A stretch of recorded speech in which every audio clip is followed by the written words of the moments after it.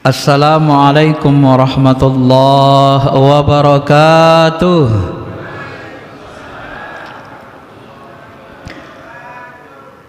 Alhamdulillahi hamdan na'imin. Alhamdulillahilladzi khalaqana min turab thumma ja'alana khalifatan fil ardi. Ashhadu an la ilaha illallah wahdah la syarika lah wa ashhadu anna Muhammadan abduhu wa rasuluh alladzi la nabiyya ba'dah.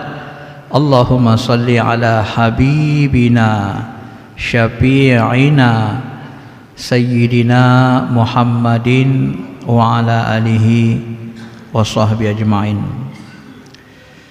Bapak Ibu, sebelum kita mulai, mari kita kembali baca Fatihah. Kita berwasilah dengan Ummul Quran ini, mudah-mudahan dilapangkan Allah dada kita, diisi dengan ilmu hikmah, ilmu yang bermanfaat, sehingga kita terbantu dan dibantu Allah untuk senantiasa taat sampai akhir hayat, sehingga kita bisa berkumpul bersama Nabi dan sahabat, guru-guru kita yang soleh, keluarga kita yang soleh dan solehah yang serba taat. Al-Fatihah. A'udzubillahi minasyaitonirrajim. Bismillahirrahmanirrahim. Alhamdulillahirabbil alamin. Iyyaka na'budu wa iyyaka nasta'in. Ihdinas siratal mustaqim. Shiratal ladzina an'amta 'alaihim ghairil maghdubi 'alaihim waladdallin.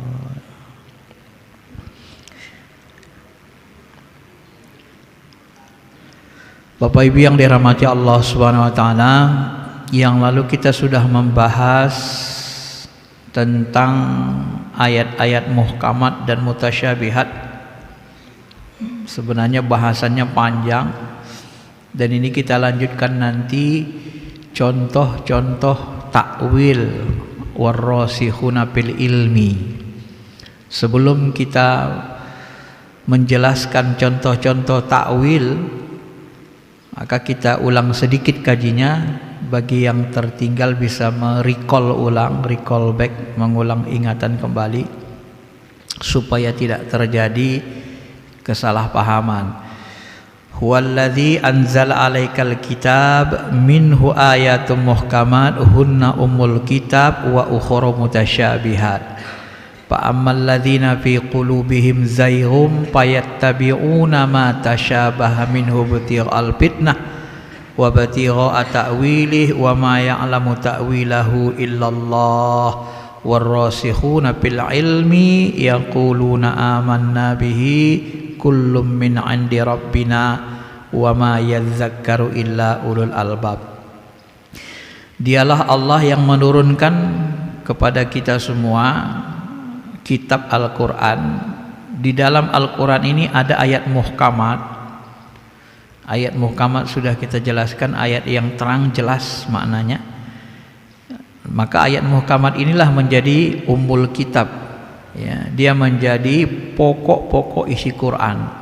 Sesuatu yang pokok tidak boleh dilanggar, tak boleh dirobohkan. Kalau ada yang cabang bertentangan dengan pokok, cabang itu dikembalikan ke pokok. Itu logika akidah dan hukumnya. Wa ukhra mutasyabihat, sebahagiannya ada yang mutasyabihat. Nah, yang mutasyabihat ini ayatnya ayat yang samar. Kemarin kita sebut, Wahbaz Zuhaili menyebut ayat mutasyabihat itu lapasnya begini, wal muradu mukhalafat. Maksud dari ayat itu tidak sama dengan yang dilapaskan, jadi berbeda gitu ya. Jadi muradnya itu beda, ya. Maksudnya beda dari yang dilapaskan.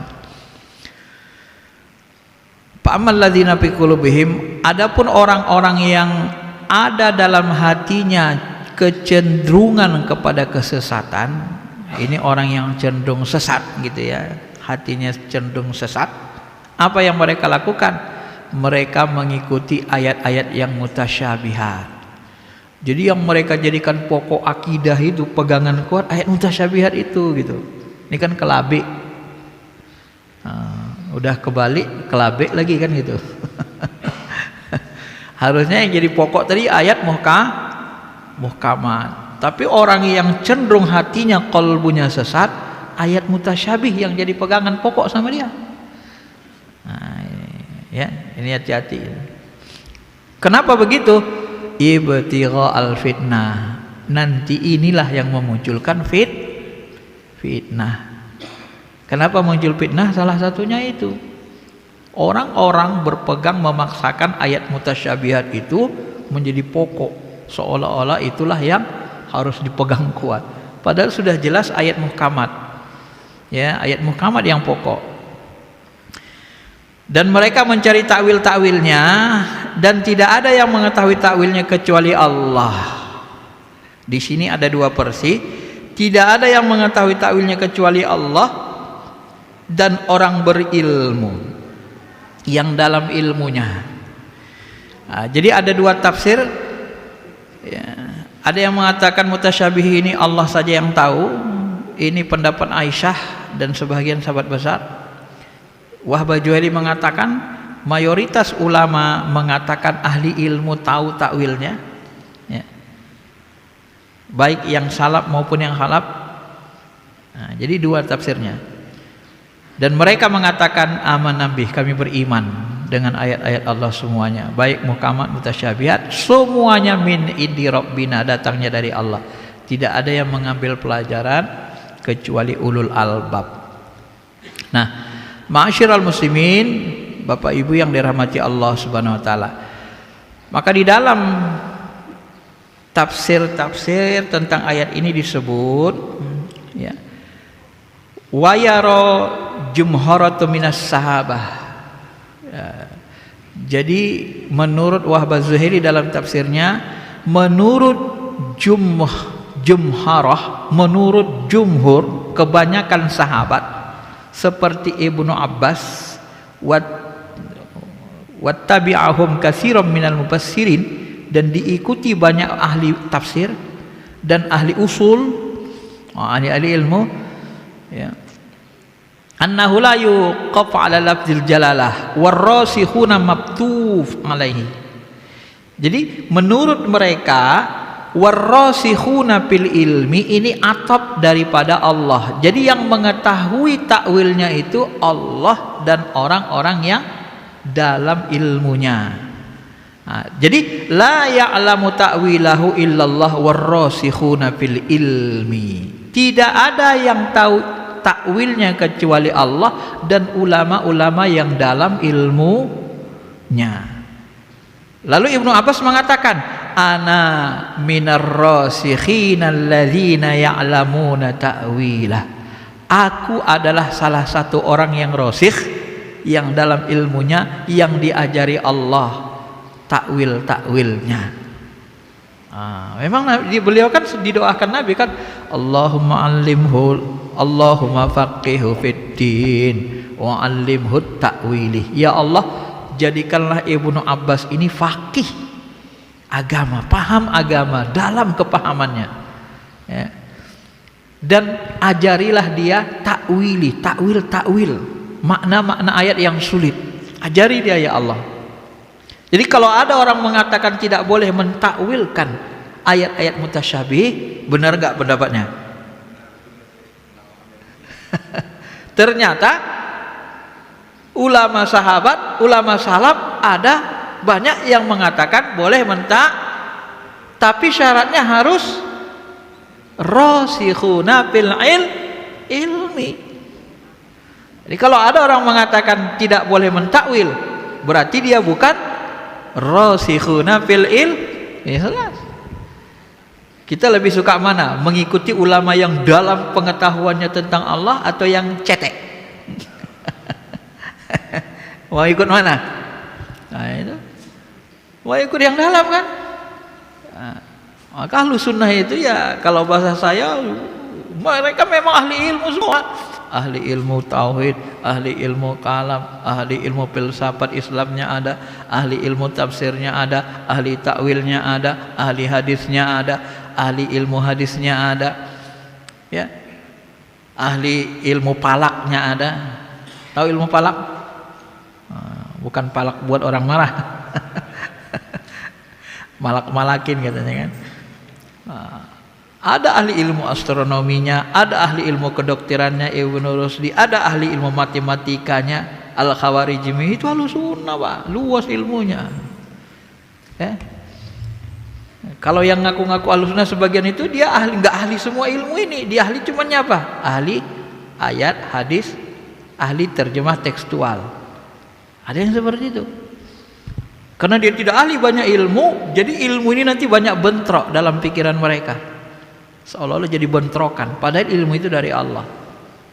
Nah, Bapak Ibu yang dirahmati Allah Subhanahu wa taala. Jadi Ibnu Abbas mengatakan begitu.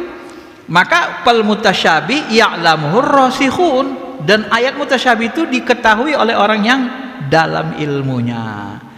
Yang lalu kita sudah jelaskan apa makna orang yang ciri-ciri orang yang dalam ilmunya. Misalnya dalam Wahbah Zihwali disebutkan, ya, Nabi mensifati orang yang khosiruna fil ilmi ini, diriwayatkan dari Abi Hatim. Siapa yang orang yang rasikh fil ilmi? Anna Rasulullah SAW su'ila, Nabi pernah ditanya tentang orang yang dalam ilmu pengetahuannya. Siapa itu? Mambarrot yaminahu, orang yang memegang teguh sumpahnya, tak pernah dusta. Wa sadaqa lisanahu, kalau ngomong bener aja, jaga betul lisan qalbunya itu, dijaga betul dari ngomong yang salah, ya, jaga betul, karena lurus hatinya, lurus lisannya, lurus imannya, lurus keyakinannya. Nah, ini ciri-cirinya kata Nabi. Wastiqama qalbuhu, qalbunya istiqomah, ma'rifat kepada Allah, istiqomah, mentaati Allah Subhanahu wa taala. Kalau melenceng-melenceng, itu enggak rasikh. Ini ciri-cirinya, ya. Waman abbabatnahu wa farjahu, dan dia pun ippah, menjaga kesucian perutnya, enggak makan haram, dan menjaga kesucian farjinya, ya, tidak melakukan zina, dosa besar. Fadzalika minar rasikhina fil ilmi, inilah ciri-ciri orang yang dalam ilmunya. Ya, kalau orang dalam ilmu itu lurus, hatinya istiqomah, ma'rifatnya bening, lisannya selalu benar, dia tak pernah berdusta, ya, tak pernah berbuat dosa besar. Nah, ini ciri-ciri rasikh, ya. Ma'asyiral muslimin, Bapak Ibu yang dirahmati Allah. Nah, maka kita melihat tafsir takwil dari berbagai tafsir dan berbagai buku. Nah, kita ambil contoh bagaimana ulama-ulama yang dalam ilmunya mentakwil, gitu ya. Ya, bagaimana Ibnu Abbas mentakwil. Nah, kita ambil yang pertama kitab Tafsir Tanwiril Al-Miqbas. Ini tafsir Ibnu Abbas yang paling tua. Nah, bagaimana dia mentakwil? Misalnya Ibnu Abbas mengatakan, ya, wa yabqa wajhu rabbika, yang kekal adalah wajah Tuhanmu. Ar-Rahman 26-27. Fabi ayyi ala'i rabbikuma tukadziban, kullu man 'alaiha fan, seluruhnya binasa, ya. Wa yabqa wajhu rabbik, yang kekal adalah wajah Tuhanmu. Jadi apa yang dimaksud dengan wajah Tuhan di sini? Ternyata Ibnu Abbas menafsirkan yang kekal wajah Tuhan maksudnya hayyul la yamut, Allah itu hidup tidak pernah mati. Dan bisa juga dipahami wa yuqal mabtaghi bihi wajhu rabbika minal a'malis sholihah. Yang kekal dimaksudkan di sini adalah seluruh amal soleh yang dilakukan mengharapkan wajah Allah, mengharapkan ridha Allah, ya. Seluruh amal soleh yang dilakukan karena ikhlas, mengharapkan ridha Allah. Nah, itu tawilnya. Itulah yang kekal.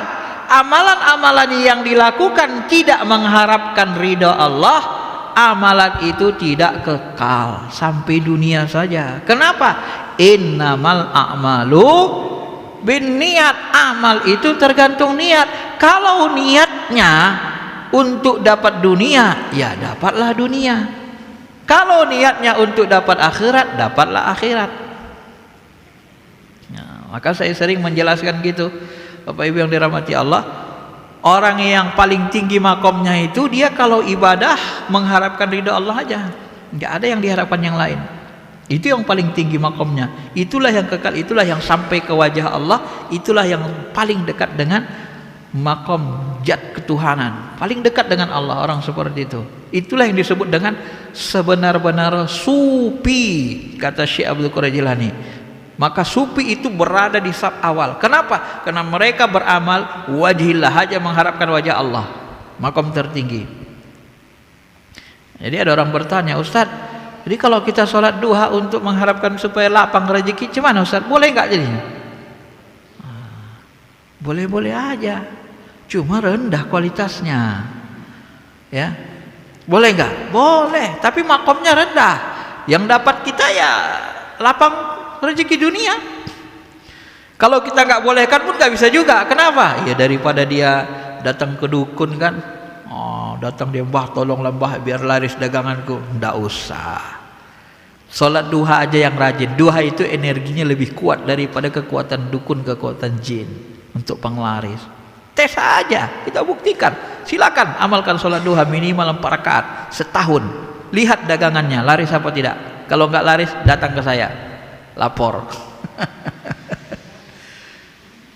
Kalau nggak percaya, coba saja, kita buktikan.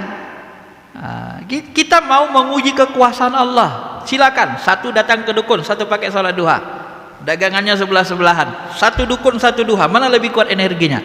Lebih kuat nanti energi duha. Jadi orang yang datang ke dukun itu orang bodoh namanya, pakai jin. Mana bisa dikalahkan kekuatan malaikat oleh jin? Logika kita aja nggak nerima. Jadi nggak usah. Jadi orang awam begitu Pak. Jadi kalau udah dapat rezeki, gimana dilakukan? Ya sedekah lagi lah. Orang tadi niatnya kan nggak akhirat, dapat kebaikan dunia, ya sedekah lagi supaya dapat akhiratnya. Nah, terpaksa begitulah. Rendah.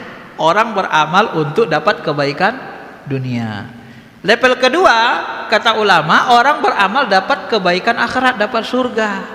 Digambarkan Allah surga, tertarik dia dengan surga. Udahlah, kalaupun aku nggak bisa nikah dunia ini nggak apa-apa lah, yang penting aku dapat bidadari katanya. Wah, ditahankannya aja nggak nikah kan, rajin dia ibadah. Tuh bayang-bayang dia dengan bidadari. Boleh nggak? Boleh, tapi nanti masuk surga saja. Jarang-jarang ketemu Allah. Kenapa? Ya niatnya dulu minta surga kan. Nggak bisa tiap waktu, tiap saat ketemu dengan Allah. Kenapa? Karena niatnya bukan untuk wajah Allah, untuk ketemu Allah, bukan untuk ridha Allah. Niatnya pengen surga, ya dapat surga.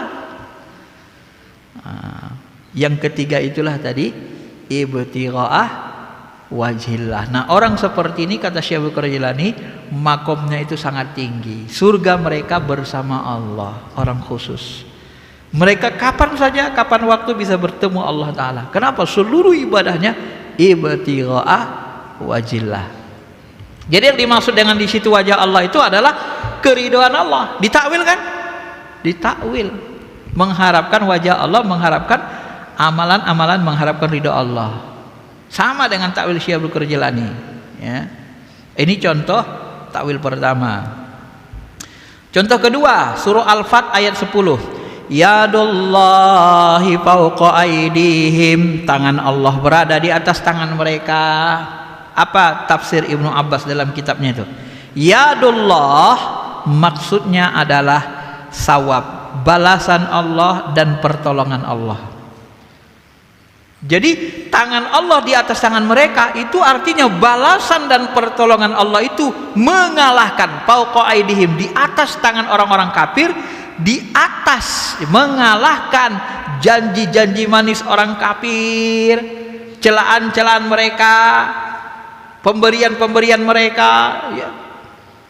harta-harta mereka, walaupun mereka wafa tamam, memiliki harta yang banyak, menepati janjinya, atau mereka memberikan sesuatu yang indah di dunia ini, tetapi balasan Allah dan pertolongan Allah itu di atas semua harta kekayaan dan apapun yang dimiliki orang kafir.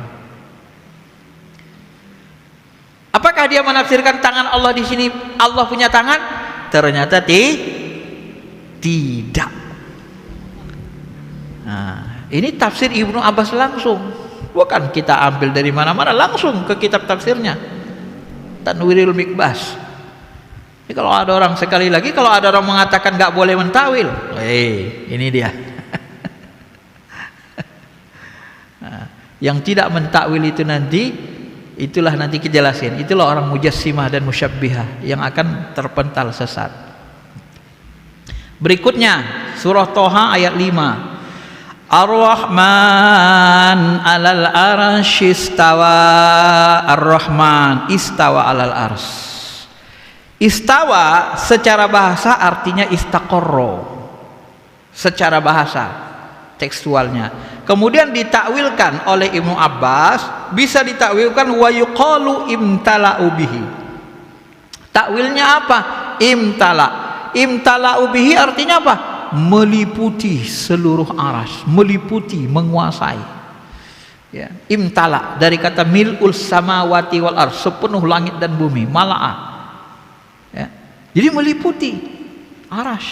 Memang kalau kita kaji secara mendalam, dulu mungkin sudah pernah saya jelaskan, tauhid ahli ma'rifat itu adalah wallahu muhitum bikulli syai'. Allah itu zatnya meliputi segala-galanya. Ya, zatnya itu meliputi segala-galanya.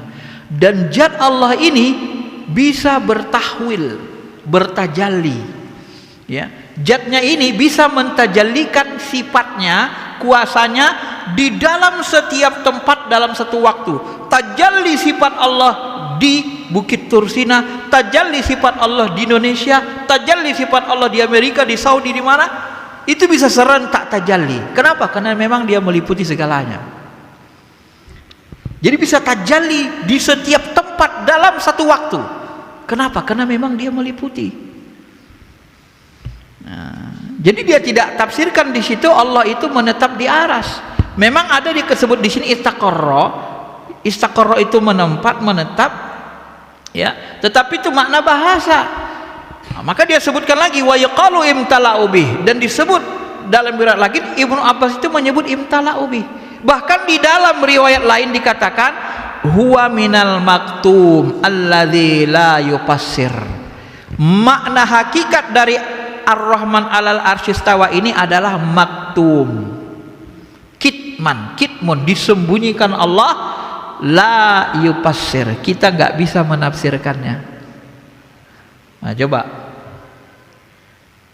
Nah, jadi kalau ada orang mengatakan Allah tinggal di aras, menetap di aras, ini sebenarnya ya bisa mengarah kepada nanti mujassimah. Mujassimah itu apa, Pak?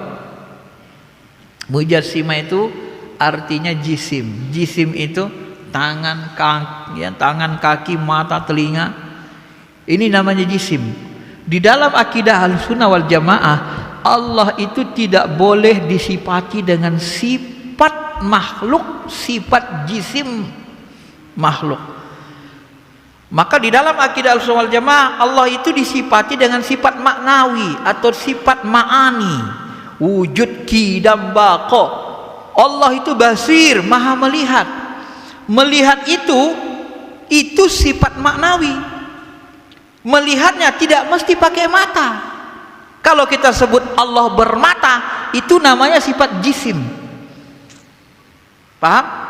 Kalau kita sebut Allah punya mata, seperti punya tangan tadi, itu namanya Allah berjisim. Itu ditanzih. Allah itu disucikan dari sifat jisim, munazzahun. Itu akidah Ahlussunnah wal Jamaah, Pak. Tapi akidah yang sebelah itu enggak.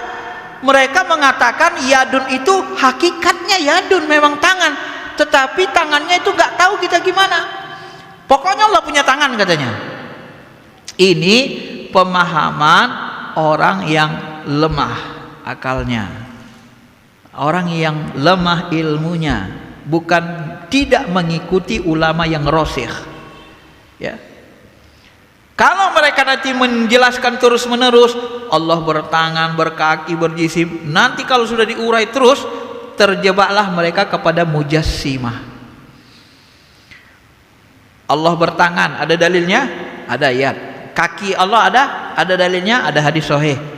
Kakinya diletakkan di kursi, ya. Kakinya disentuhkan ke neraka, neraka mengerut seperti mengerutnya kulit. Allah punya betis? Ada, disingkapkan betisnya, hadis sahih Muslim. Ya. Allah punya mata? Ada. Allah punya rambut? Ada enggak dalilnya? Tak ada. Kepala? Tak ada. Berarti Allah bermata, bertelinga, berkaki, berbetis, tapi enggak ada kepala sama rambutnya. Stres enggak gitu? Kalau diterusin, ini namanya akidah mujassimah atau musabbihah. Nanti kita jelasin pendapat Ibnu Hajar ahli hadis. Ya. Ma'asyiral muslimin, Bapak Ibu yang dirahmati Allah. Maka ayat-ayat yang seperti ini ditakwil ulama rasikh. Ibnu Abbas dia takwil. Ya. Bahkan dia katakan ini maktum, nggak bisa ditafsir. Kalau nggak bisa ditafsir, nggak bisa. Kalau mau dia takwil, dapat dia diilhamkan Allah ke hatinya takwilnya, nah dia takwilkan. Ya. Berikutnya, wasbir li hukmi rabbika fa innaka bi a'yunina. Bersabarlah terhadap Tuhanmu, sesungguhnya engkau bi a'yunina, ainun, dalam pandangan mata kami. Jadi di sini disebut Allah punya mata ainun. Apakah ditafsirkan? Apakah ini diartikan ainun mata? Nah, coba kita perhatikan. Fa innaka bi a'yunina, engkau dalam pandangan mata kami. Maksudnya apa? Bimanzuru minna, bimanzuri minna. Ternyata dia mentakwilkan adalah engkau kami perhatikan. Nah, ini sifat maknawi namanya, Pak. Ya, melihat itu sifat maknawi. Maha melihat. Sifat maknawi, basirun, alimun, maha mengetahui.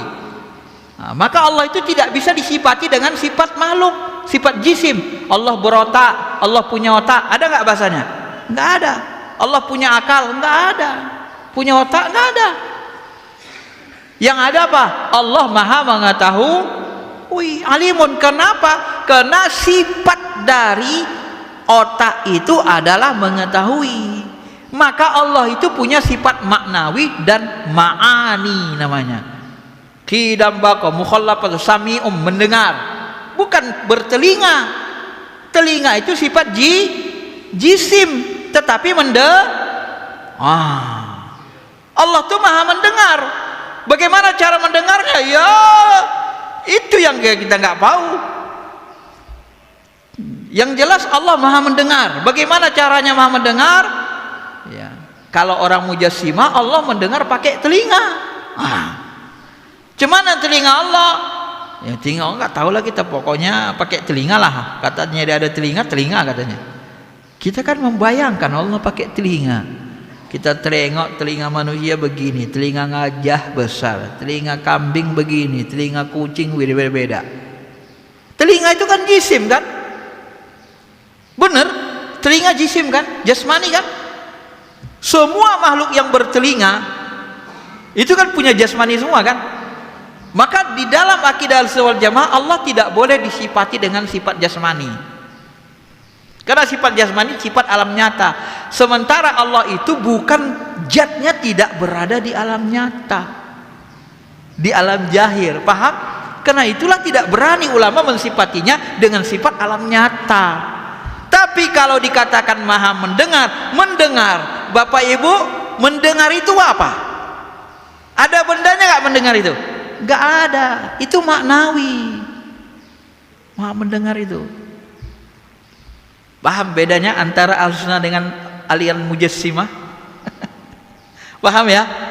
Nah, ini. Ya. Jadi begitu, bisa ditakwil oleh ulama kan? Nah, ini kita ambil lagi takwil Imam Al-Ghazali dalam kitab Mishkat Anwar. Allahu nurus samawati wal ard. Allah itu cahaya langit dan bumi. Kalau nggak ditakwilkan berarti Allah itu cahaya. Ini cahaya berarti ini Allah nih. Ini cahaya Allah nih. Syirik nggak? Katanya nggak boleh mentawil. Siapa yang bilang nggak boleh? Yang nggak bilang nggak boleh kan mujassimah itu. Nah, ya jisimkanlah cahaya, ini cahaya. Syirik nggak? Syirik, Pak. Makanya mujassimah itu terpental dari akidah wal jamaah. Itulah orang yang dianggap nanti ciri-ciri, salah satu ciri khawarij itu tekstual mujassimah. Cara satu ciri khawarij itu tidak faqih, tidak paham mendalam. Maka disebut di dalam hadis mereka itu orang yang tidak faqih, bodoh. Kenapa bodoh? Ya mereka hanya baca sampai tenggorokan. Baca ayat Quran sampai tenggorokan, nggak nembus ke hati, ke kalbu, nggak sinkron ke akal pikirannya. Kalau Bapak nggak percaya, coba saja Pak. Begitu Bapak sholat, Allahu Akbar, coba Bapak bertuhan pakai hati kalbu, rasakan mana Allah tuh. Nggak mungkin kalbu kita ini mau diajak Allah tuh di langit di ujung sana, dibayangkannya. Nggak mau, hati tuh nggak mau dia. Padahal yang paling dekat dengan Allah tuh kalbu. Allah menghubungi kita lewat hati kita. Nah, cuman ada orang memaksakan akalnya, Allah tuh di langit, di ujung mana? Akalnya ngomong di langit, sama di langit. Begitu dia sholat bertuhan, diajaknya hatinya untuk membayangkan Allah di langit. Iya, nggak mau hatinya, kalbunya nggak mau. Akalnya dengan hatinya nggak sinkron, itu tabrakan di dalam. Ya adu jotos akal sama hatinya, kalbunya. Nah, itulah orang yang tak kenal sama Allah sebenarnya. Adu jotos di dalam coba, hatinya kalbunya nggak mau. Kalbunya mau merasa dekat dengan Allah. Kenapa? Karena memang Allah disuruh Nabi, wa idza sa'alaka ibadi anni, ketika hambaku bertanya tentang diriku Muhammad, katakanlah fa inni qarib, katakan aku dekat. Hati mau Allah tuh dekat, dia mau dekat. Dia mengatakan, hati kalbu kita ini mengatakan Allah tuh dekat. Maka siapapun yang bertanya kepadamu Muhammad tentang diriku, kata Allah, katakan aku itu dekat. Jangan katakan aku di langit, kalau bahasa sederhananya kan. Siapapun yang bertanya kepadamu Muhammad, hamba-hambaku, kalau dia benar-benar abadi, hamba-hambaku, kalau mereka bertanya kepadamu tentang diriku, katakan aku itu dekat. Artinya apa? Kalau ada hambaku bertanya tentang diriku ya Muhammad, jangan katakan aku di langit, katakan aku dekat. Artinya bertuhanlah dengan kalbu, karena kalbu kita itu merasa Allah itu sangat dekat. Ada orang bertuhan pakai akal jahir. Akal jahir ini disebut Syekh Abdul Qadir Jilani dengan akal ma'asyi, akal luar. Akal ma'asyi ini dalam ilmu filsafat disebut dengan filsafat materialisme, yang hanya bisa memahami yang kelihatan, yang ada materinya, yang kelihatan saja. Kalau nggak kelihatan susah dia jangkaunya, nggak connect. Ini filsafat materialisme ini, akal seperti ini akal orang Yahudi. Kok berani Ustadz bilang akal orang Yahudi? Ya baca di Quran. Ketika orang Yahudi menyembah Allah, diajak Nabi Musa, apa kata mereka? Ya Musa, lan nu'minal haqqa narallaha jahra. Ya Musa, kami tidak akan menyembah Tuhanmu sampai kami melihat Tuhanmu itu dengan mata kepala kami. Lan nu'mina, kami tidak akan pernah beriman. Lan, ini kata-kata yang untuk menunjukkan dari sekarang sampai selama-lamanya. Lan nu'mina, kami tidak akan mau beriman hatta narallaha jahra, sampai kami melihat Allah itu jahra, jahir, nyata. Itulah akal Yahudi. Coba ya Bapak tahu. Makanya ketika Nabi Musa munajat ke Bukit Tursina, terpaksalah dia minta ke Tuhan, ya Allah tunjukkanlah wajahmu, ya kan?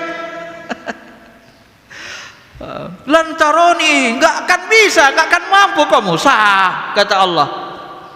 Nah, tapi kalau mau nggak percaya, coba aja. Ya, unzur ilal jabali, coba lihat bukit itu. Pak ini istaqarra makanahu, kalau Bukit Tursina itu tetap istaqarra, tetap pada tempatnya, makanahu, pasau pataroni, kau makan melihat jatku. Falamma tajalla rabbahu lil jabal, maka tatkala Allah tajalli, dia mau tajallikan dirinya di bukit, ja'alahu dakka, bukit pun hancur. Baru melihat nur jatnya.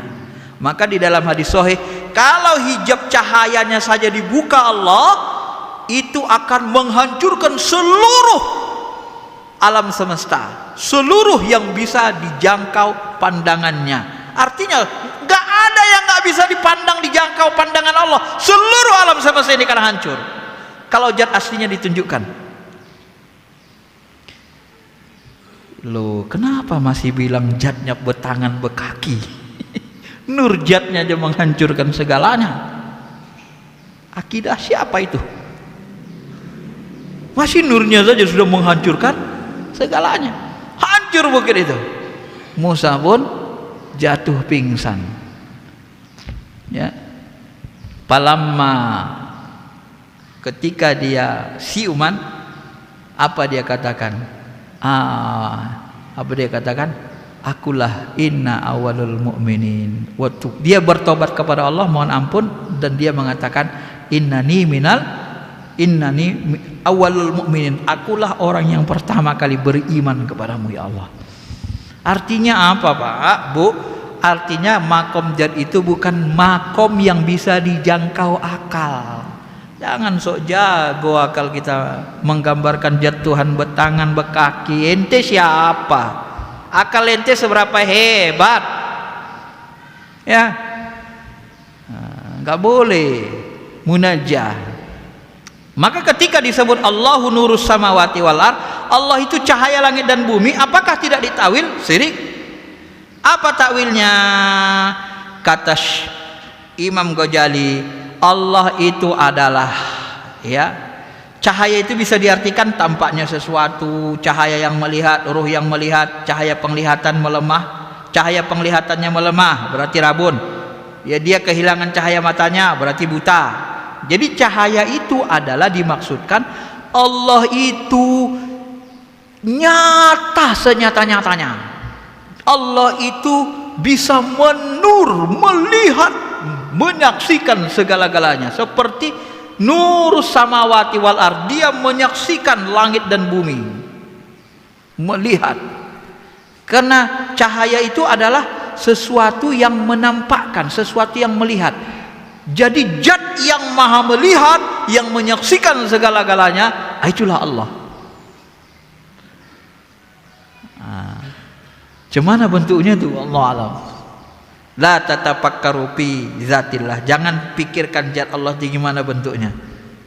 Makom kita sampai ke makom paling tinggi sifat. Makom asma, makom af'al, makom sifat. Zat tidak sanggup kita. Syekh Abdul Qadir Jilani saja dia bilang dunia nggak bisa kita lihat zat Allah. Sampai kepada nur zat saja kita sanggup. Ya. Ma'asyiral muslimin, jamaah Bapak Ibu yang dirahmati Allah. Nah, kalau Syekh Abdul Qadir Jilani menafsirkan nur alan apa tadi? Allah nur samawati wal ard. Nah, itu malah disebutnya ya masallallahu ta'ala nurihi fi kalami bi i'tibari sifati bi qouli ta'ala kamishkatim fiha misbah. Nah, dia hanya menjelaskan begitu kan. Perumpamaan cahaya Allah itu seperti miskat, lubang di dalam yang tak tembus, di dalamnya ada misbah, ada cahaya. Nah, jadi dia tidak mengatakan Allah itu cahaya, tidak begitu. Tidak ada ulama yang berani mengatakan Allah cahaya. Al-miskat qalbul mu'min. Miskat itu adalah hati orang beriman, wadahnya, lubang yang tak tembus. Dulu kita sudah tafsirkan ini kan. Nah, sedangkan wal misbah adalah lampu itu yang ada di dalam lubang itu, atau pelita itu yang ada di lubang itu, sirrul fuad, itu adalah rahasia mata hati. Jadi kita mandang Allah itu lewat qalbu, wadah qalbu, di dalamnya ada mata hati, lewat mata hati itu kita mengandangnya. Huwa ruhul as-sultani. Ruh, dengan ruh sultani kita mandang Allah. Dia katakan gitu, wajujajah, yang berkilau-kilau, kaca yang berkilau itu fuad, itu mata hati. Dan seterusnya ya. Nanti kalau kita jelaskan panjang kajiannya, kajian tasawuf. Oke, itu takwil ayat mutasyabihat ya. contohnya supaya Bapak Ibu tidak sesat. Berikutnya kita ambil hadis. Tadi ayat Quran, ini kita ambil contoh hadis yang ditakwil. Misalnya Nabi SAW bersabda, yanzilu rabbuna tabaraka wa ta'ala kulla lailatin ila sama'id dunya hina yabqa sulusul lail. Tuhan kita yang maha agung, maha tinggi turun setiap malam ke langit dunia ketika tersisa sepertiga malam terakhir. Allah turun ke langit dunia. Orang mujassimah mengatakan Allah tuh turun ya kayak Superman naik turun. Nauzubillah min dzalik. Di hadis ini disebut Allah berfirman, siapa yang berdoa padaku, aku akan kabulkan. Siapa meminta, ku beri. Siapa mohon ampun, ku ampuni. Ya kan? Nah, coba apa pendapat Ibnu Hajar tentang ini? Ibnu Hajar Asqalani mengatakan ada beberapa pendapat tentang makna turun di hadis ini. Ini pendapat ulama hadis, ya. Pertama, sebagian orang mengartikan secara lahirnya dan secara hakikat. Makna sebenarnya yang turun itu memang zatnya, memang Allahnya turun naik itu. Itulah kaum musyabbihah yang menyamakan Allah dengan makhluk. Allah maha suci dari perkataan mereka. Coba, ini Ibnu Hajar aja ya ulama hadis menolak. Ini Ahlus Sunnah, Pak, ya. Sebagian lagi mengingkari kesahihan hadis-hadis yang bicara tentang nuzul. Walaupun sanadnya hadis, tapi isinya dianggap tidak sahih. Kenapa? Nggak bisa dicerna akal mereka. Ini ulama kalam yang pakai akal. Khawarij dan Mu'tazilah. Satu pakai akal ma'adi, satu lagi akal ma'asyi. Satu pakai akal khawarij, akal luar filsafat materialisme, satu lagi pakai akal yang filosofis, Mu'tazilah. Mereka mengingkari, nggak mungkin itu begitu. Hadisnya sahih tapi diingkari. Kenapa? Nggak mungkin seperti itu Tuhan. Ini Khawarij dan Mu'tazilah. Ya. Yang ketiga, anehnya mereka mentawil Al-Quran yang seperti itu tapi mengingkari hadis. Tapi Quran mereka takwil, hadis mereka ingkari. Mereka tak sanggup mencernanya, Pak. Yang keempat, sebagian lagi membacanya sesuai redaksi sambil mengimaninya. Secara global, bacanya aja diimani, tetap mensucikan Allah. Allah tak sama dengan makhluk, Allah yang tahu maknanya. Selesai. Mereka adalah ulama salaf, mayoritas. Mayoritas artinya banyak ulama, sebagian besar.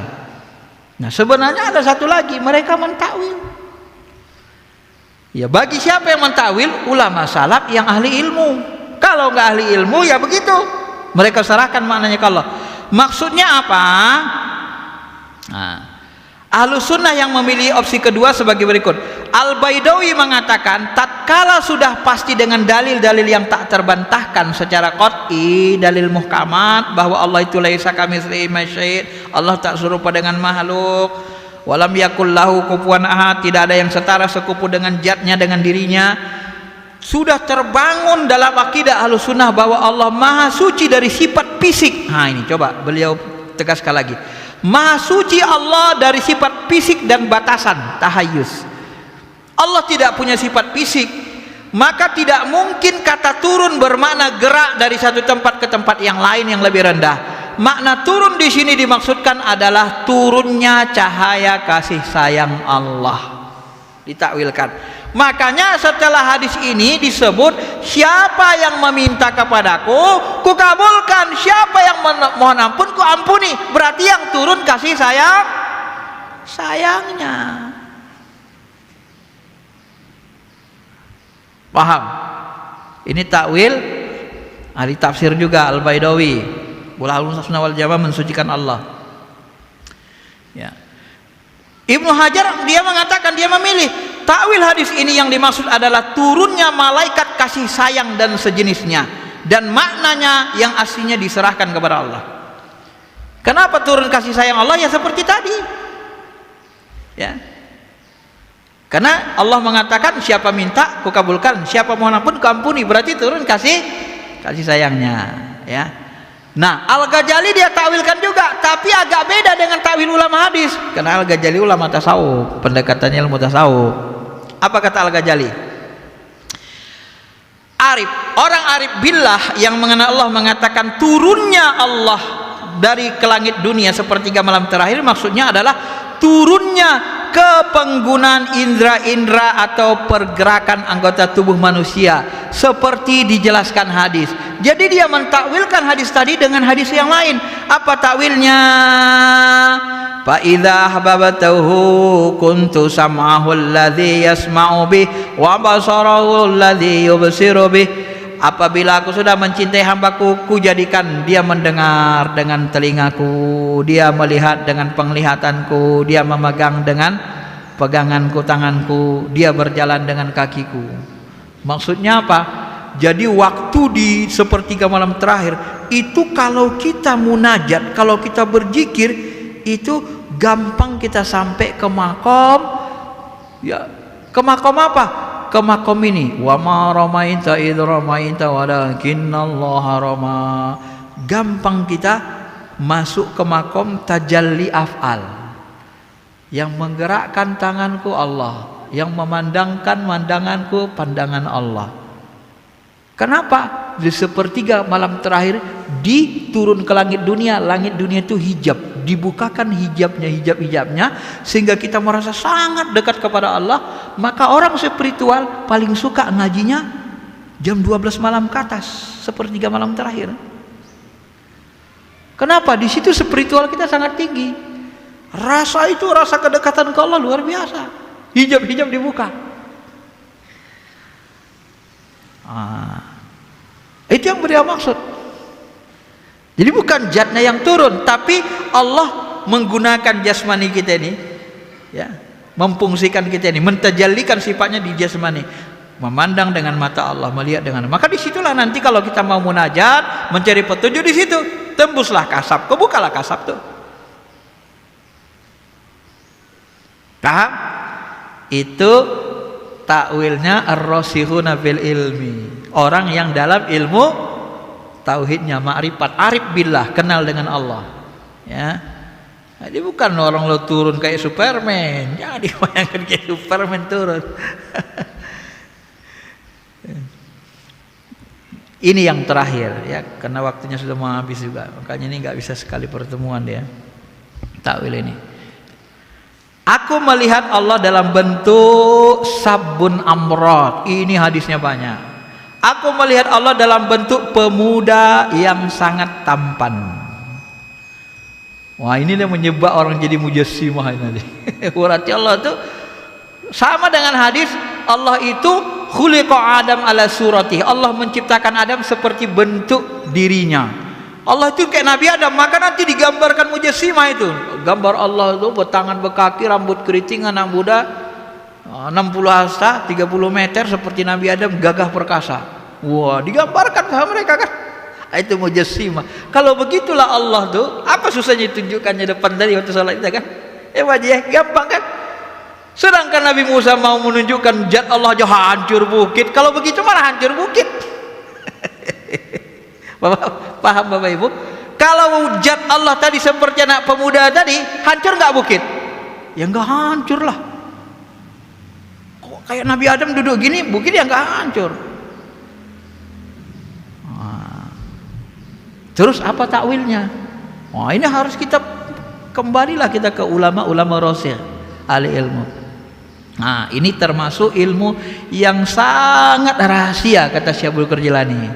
Tapi Bapak saya kasih tahu karena udah ditulis jadi buku rahasianya, Sirrul Asrar. Apa kata beliau? Beliau mentakwilkan di sini ya. Sebelumnya gara-gara hadis ini dianggap Ibnu Taimiyah hadis ini sahih. Gara-gara hadis ini Ibnu Taimiyah itu tertuduh mujassimah. Salah satunya ya. Karena ulama banyak menolak hadis ini, enggak bisa dicerna mereka. Syekh Abdul Qurjil ini mengatakan apa? Syekh Abdul Qurjil ini mengatakan menyebut tiplul ma'ani. Jadi pas Nabi itu berzikir ya, atau pas Nabi dalam keadaan fana, dalam tidurnya, dia melihat diri sebenar dirinya. Tiplul ma'ani itu ruh kudusi, bentuknya seperti diri kita, bentuknya seperti anak muda ya, yang sangat tampan bercahaya. Itu tempat tajalli sifat Allah.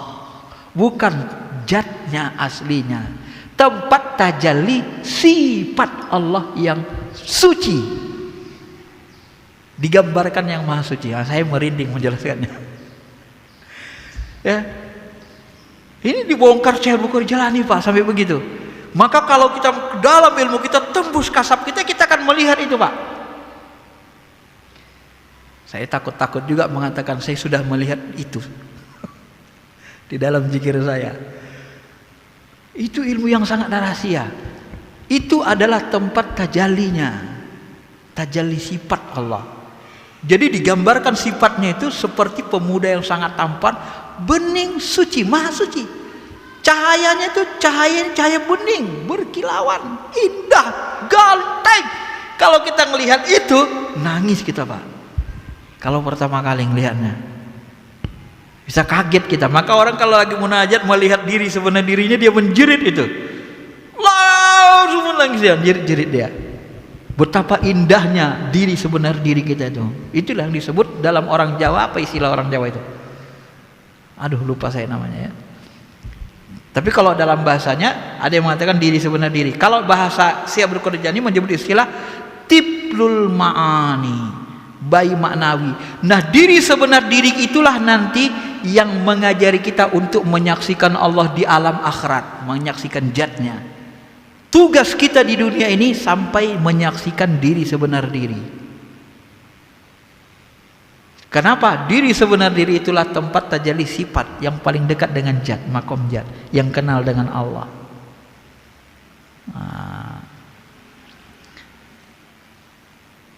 Tapi orang mujassimah ini suka nuduh orang tarekat nih nyembah kubur katanya. Lucu, kadang-kadang saya lucu ketawa. Ahli makrifat itu Pak, kalau udah tingginya jangankan kuburan, mereka udah kenal Allah. Sedangkan tiplul ma'ani pun tidak disembah, apalagi kuburan alam nyata. Udah taunya mereka tauhid. Orang tasawuf itu tidak menjisimkan Tuhan, kok malah tuh kuburan itu dianggap Tuhan? Kan aneh sebenarnya itu kan. Kok kuburan atau ruh wali dianggap Tuhan, sedangkan diri sebenarnya diri saja itu tidak disembah, itu sifat Allah.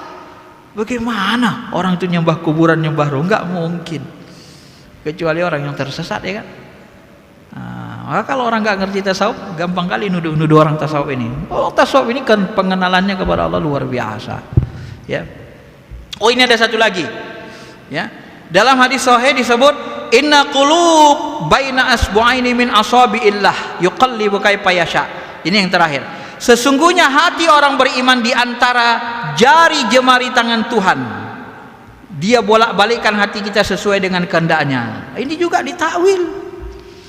Nah, kalau bahasa Syekh Abdul Qadir Jilani di dalam hadis lain, hadis sahih lain dia sebut ini al-qalbu baina usbu'aini min asabir rahman yuqallibuha kaifa yasha. Hati orang beriman di antara dua jemari tangan Tuhan yang dia bolak-balikkan sesuai kehendaknya. Apa yang dimaksud dengan jari jemari tangan Tuhan? Wal muradu minal asbu'aini, yang dimaksud dengan dua jari jemari Allah itu sifat qahar, sifat memaksa, sifat kasar, dan lutfun, sifat lemah lembut. Maka hati kita itu bolak-balik, kadang kasar, kadang lemah lembut, kadang kasar, kadang lemah lembut, kadang gonda, kadang tenang, kadang kasar, kadang lemah lembut, dibalik bolak-balik. Kenapa li anna Allah ta'ala munazzahu 'anil asabi, karena Allah itu maha suci dari memiliki jari-jari. Itu bahasa makom sifat. Ada ahlussunnah mengartikan Allah bertangan, berjari? Tidak ada ahli ilmu yang menafsirkan. Jadi bohong kalau mereka katakan takwil itu tidak ada, tidak dibolehkan. Mereka lah sebenarnya yang terjebak ke dalam mujassimah, menjisimkan, memfisikkan Tuhan, menggambarkan Allah itu berfisik seperti makhluk. Itu tidak boleh. Sifat fisik itu nggak boleh diarahkan ke zatnya. Bagi orang yang kenal dengan Allah nggak akan berani, Pak. Warros ya nggak berani. Syekh Abdul Qadir Jilani nggak berani. Al-Ghazali nggak berani. Ibnu Abbas nggak berani. Nggak ada yang berani menjisimkan dia.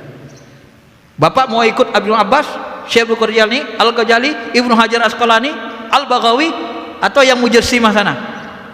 atau budak? Mau ikut Ibnu Abbas atau budak? Memahami hadis Nabi? Silakan pilih sendiri ya. Yang penting saya sudah sampaikan ilmunya. Inilah akidah Ahlus Sunnah wal Jamaah yang mendekati kebenaran. Mudah-mudahan bisa dipahami.